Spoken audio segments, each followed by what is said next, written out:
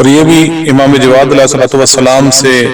ایک مومنین کے لیے ہدیہ ہے، تحفہ ہے، کہ جب بھی اسلامی مہینے کا پہلا دن ہوتا تھا تو امام میں تقی جواد علیہ السلام 2 رکعت نماز پڑھتے تھے۔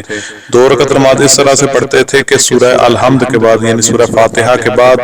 30 دفعہ قل هو اللہ احد پڑھتے تھے، اور اگر مہینہ 29 دنوں کا ہوتا تھا تو پھر 29 دفعہ سورہ اخلاص یعنی قل هو اللہ احد کی تلاوت کرتے تھے۔ لیکن ہمیں چونکہ پتہ نہیں، لہٰذا سورہ الحمد کے بعد ہم 30 دفعہ قل هو اللہ احد اس کی تلاوت کریں گے۔ اس کے بعد دوسری رکعت میں سورہ الحمد کے بعد سورہ قدر یعنی انا انزلناہ فی لیلۃ القدر اس کو پڑھا جائے گا۔ جب 2 رکعت نماز مکمل ہو جائے تو پھر امام فرماتے ہیں کہ اس کے فوراً بعد آپ حسب توفیق صدقہ دیں،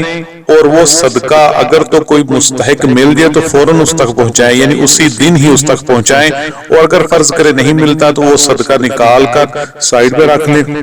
جب وہ مستحق ملا تو اس کو دے دیں۔ یہ عمل کرنے سے امام تقی جواد علیہ السلام فرماتے ہیں کہ میں اس پورے مہینے کی سلامتی خدا سے خرید لیتا ہوں۔